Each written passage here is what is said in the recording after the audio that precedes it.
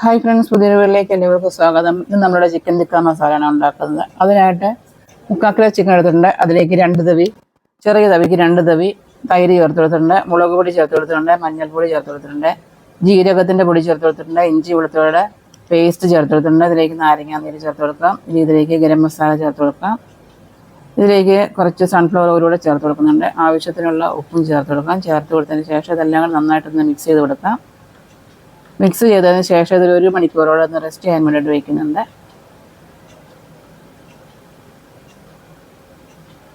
ഇനി ഒരു പാൻ വെച്ചതിന് ശേഷം അതിലേക്ക് കുറച്ച് സൺഫ്ലവർ ഓയിൽ ഒഴിച്ച് കൊടുക്കാം. അതിനുശേഷം നമ്മൾ മസാല പുരട്ടി വെച്ചിരിക്കുന്ന ചിക്കൻ ഇതിലേക്ക് ഇട്ടുന്ന ഫ്രൈ ആക്കി എടുക്കാം.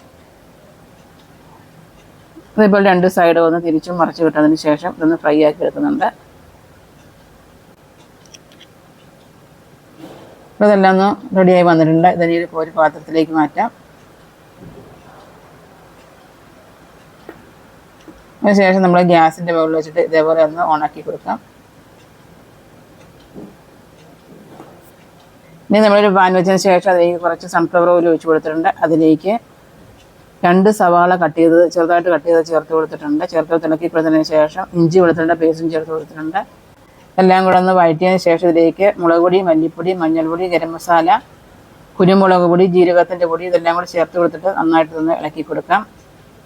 അതിനുശേഷം ഇതിലേക്ക് ചേർത്ത് കൊടുക്കുന്നത് 2 ചെറിയ തക്കാളി ഒന്ന് അരച്ചെടുത്തിട്ടുണ്ടായിരുന്നു, അതോടെ ചേർത്ത് കൊടുക്കാം. ചേർത്ത് കൊടുത്ത് ഇതെല്ലാം കൂടി നന്നായിട്ടൊന്ന് മിക്സ് ചെയ്ത് കൊടുക്കാം.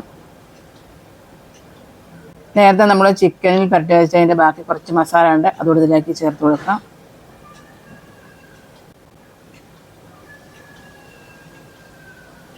അപ്പോൾ അതും ഇതിലേക്ക് ചേർത്ത് കൊടുത്തിട്ടുണ്ട്. ചേർത്ത് കൊടുത്തതിന് ശേഷം ഇതെല്ലാം കൂടെ വീണ്ടും നന്നായിട്ടൊന്ന് മിക്സ് ചെയ്ത് കൊടുക്കാം.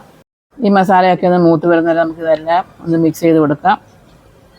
അതിനുശേഷം ഇതിലേക്ക് നമുക്ക് ആവശ്യത്തിനുള്ള ഉപ്പ് ചേർത്ത് കൊടുക്കാം. മസാലയ്ക്ക് ആവശ്യത്തിനുള്ള ഉപ്പ് മാത്രം ചേർത്ത് കൊടുക്കുന്നുണ്ട്. നേരത്തെ ചിക്കനിലേക്ക് നമ്മൾ ഉപ്പ് ചേർത്ത് കൊടുത്തതാണ്.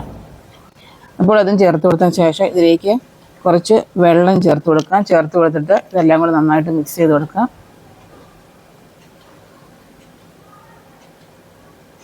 ഇതിൻ്റെ എണ്ണയൊക്കെ തെളിച്ച് വന്നിട്ടുണ്ട്. ഇനി ഇതിലേക്ക് കുറച്ചുകൂടി വെള്ളം ചേർത്ത് കൊടുക്കുന്നുണ്ട്. ചേർത്ത് കൊടുത്തിട്ട് വീണ്ടും ഇതെല്ലാം കൂടെ ഒന്ന് മിക്സ് ആക്കി കൊടുക്കുന്നുണ്ട്. ഇതൊന്ന് തിളച്ചതിന് ശേഷം ഇതിലേക്ക് നേരത്തെ റെഡിയാക്കി വെച്ചിരിക്കുന്ന ചിക്കൻ ചേർത്ത് കൊടുക്കാം.